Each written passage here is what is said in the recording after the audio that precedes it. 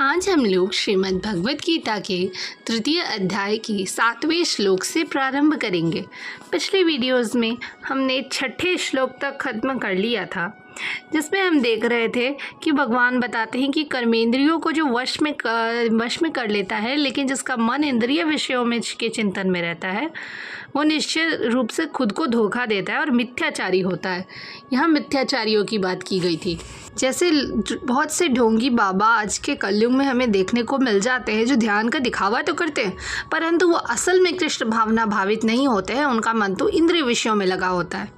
जिसके पश्चात ओम श्री परमात्मने नमः अथ तृतीयोऽध्यायः श्रीभगवानुवाच यस्त्विन्द्रियाणि मनसा नियम्यारभतेऽर्जुन कर्मेन्द्रियै कर्मयोगम् असक्तः स विशिष्यते।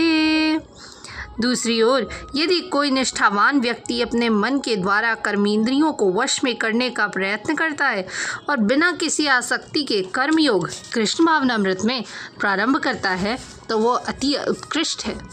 कामी जीवन और इंद्रिय सुख के लिए झूठे योगी का मिथ्या वेश धारण करने की अपेक्षा अपने कर्म में लगे रहकर जीवन लक्ष्य को भवबंधन से मुक्त होकर भगवत धाम को जाना, इसको प्राप्त करने के लिए कर्म करते रहना ज़्यादा श्रेयस्कार है। प्रमुख स्वार्थ गति तो विष्णु के पास जाना है।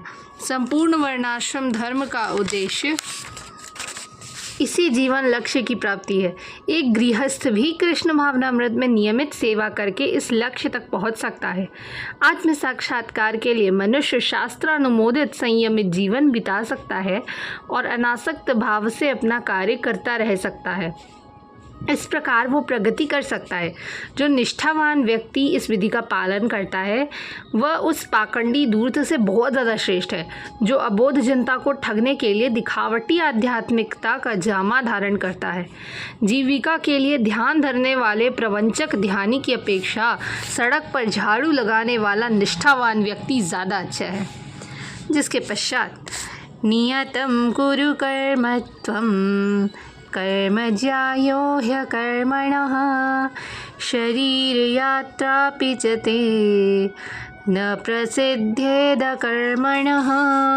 अपना नियत कर्म करो, क्योंकि कर्म न करने की अपेक्षा कर्म करना श्रेष्ठ है। कर्म के बिना तो शरीर निर्वाह भी नहीं हो सकता। ऐसे अनेक खद्म ध्यानी हैं, यानी कि ऐसे खद्म का अर्थ होता है झूठे। ऐसे बहुत से झूठे ध्यानी हैं जो अपने आप को उच्च कुलीन बताते हैं, और ऐसे बड़े बड़े व्यवसायी व्यक्ति हैं जो झूठा दिखावा करते हैं कि आध्यात्मिक जीवन में प्रगति करने के लिए उन्होंने सब चीज़ त्याग दिया। श्री कृष्ण ये नहीं चाहते थे कि अर्जुन मिथ्याचारी बने, लेकिन वो चाहते थे कि अर्जुन क्षत्रियों के लिए निर्दिष्ट धर्म का पालन करे। अर्जुन गृहस्थ था और एक सेना नायक था, इसलिए उनके लिए श्रेयस्कार था कि वो इसी रूप में गृहस्थ क्षत्रिय के लिए निर्दिष्ट धार्मिक कर्तव्यों का पालन करे।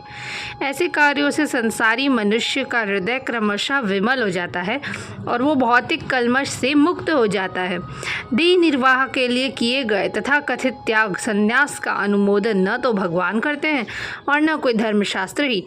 आखिर देह निर्वाह के लिए कुछ न कुछ तो करना पड़ता ही है। भौतिकतावादी वासनाओं की शुद्धि के बिना कर्म का मनमाने ढंग से त्याग करना ठीक नहीं है। इस जगत का प्रत्येक व्यक्ति निश्चय ही प्रकृति पर प्रभुत्व जताने के लिए, अर्थात इंद्रिय तृप्ति के लिए मलिन प्रवृत्ति से ग्रस्त रहता है। ऐसी दूषित प्रवृत्तियों को शुद्ध करने की आवश्यकता है। नियत कर्मों द्वारा ऐसा किए बिना मनुष्य को चाहिए कि तथाकथित आध्यात्मिक योगी बनने तथा सारा काम छोड़कर अन्यों पर जीवित रहने का प्रयास ना करें।